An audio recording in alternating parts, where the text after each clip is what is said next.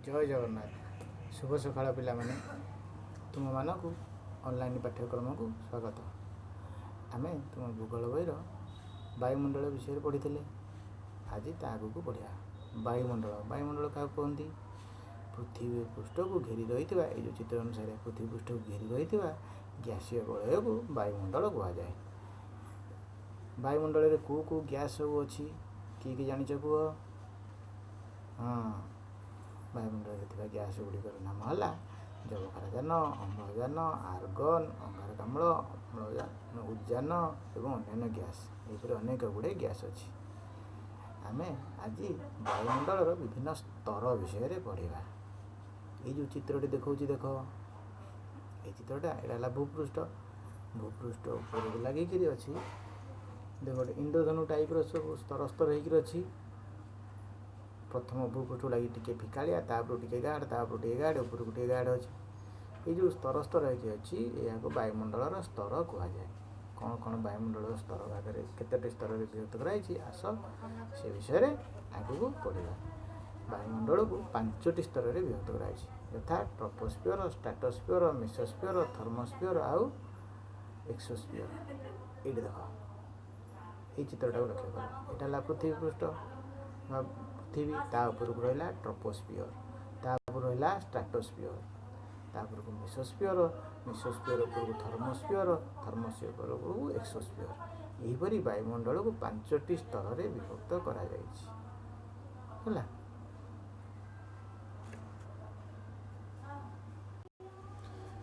पिलामाने पृथ्वी पृष्ठ प्राय 1600 किलोमीटर पर्यंत वायुमंडल व्यापिक रही।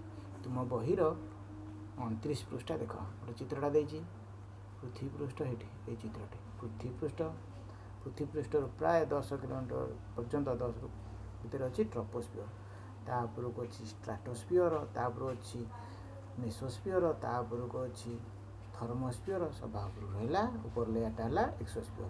ये आम कहल पृथ्वी पृष्ठ को लगी वायुमंडल स्तरटी कौन से ट्रोपोस्फियर। यह वायुमंडल सबुठारु सर्वनिम्न स्तर यह पृथ्वी पृष्ठ को लगिक रही है। यह हाराहारी उच्चता है केते 12 किलोमीटर मात्र।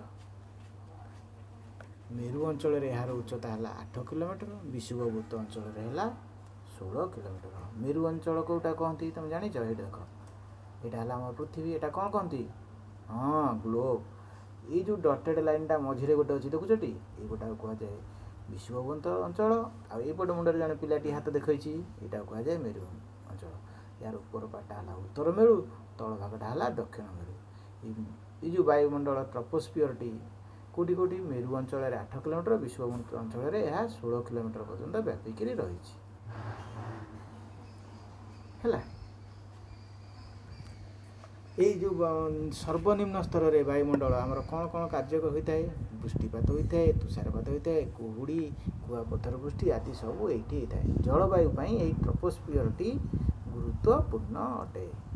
ट्रोपोस्फियर को रहा स्ट्राटोस्फियर है। स्ट्राटोस्फियर रहा कौन? यह 50 किलोमीटर पर्यंत व्यापी। ये है भूपृष्ठ 12 किलोमीटर, हाराहारी 16 किलोमीटर 20 किलोमीटर भर रहा। ट्रोपोस्फियर उपरक स्ट्राटोस्फियर है 50 किलोमीटर पर्यंत व्यापिक रही। देख विषुववृत्त तुलन में मेरु अंचल यही स्तर विस्तार अधिक। ये ओलटा होगा।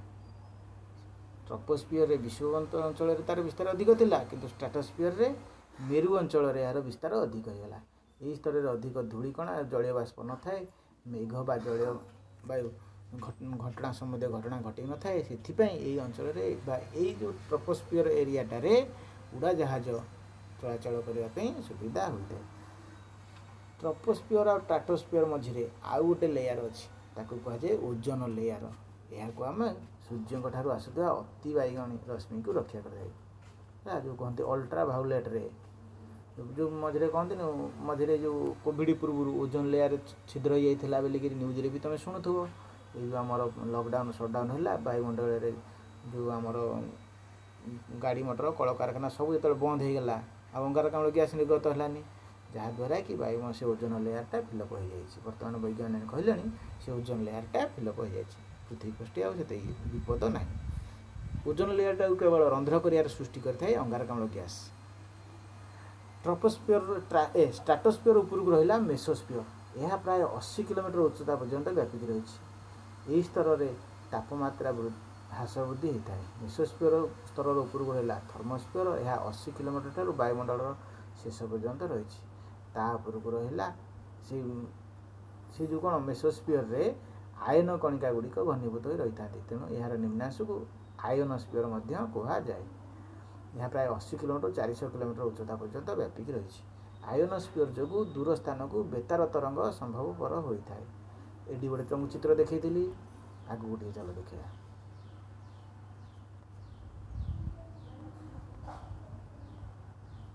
ये जो चित्रटा देख यहाँ है ट्रोपोस्फियर। ट्रोपोस्फियर ऊपर रहा ओजोन लेयर। स्ट्राटोस्फियर 20 किलोमीटर रु 50 किलोमीटर भितर वायुमंडल में उड़ाजाहाज चलाचल सुविधा होता है। तापर ये देख ये थर्मोस्फियर ये गोटे कौन अच्छी उपग्रह। ये उपग्रह माध्यम आमर जो टीवी जो दूरदर्शन जो पाणीपाग संबंधी सूचना आम सब यही जापर। यही है आमर कहती नासा मान से स्तर में आमर सब जो कृत्रिम उपग्रह सब प्रेरण करती नासार वैज्ञानिक मैंने से स्तर में ही स्थापन करी जहाद्वारा कि सेठी आमको सब प्रकार सिग्नाल ठीक भाव में मिल पारि था। वायुमंडल बाह्य स्तरटी सभा उपर स्तरटी है एक्सोस्फियर। एठारे अति पतला वायु थाए। हिलियम और उद्यान भली हालुका गैस यही स्तर में रही।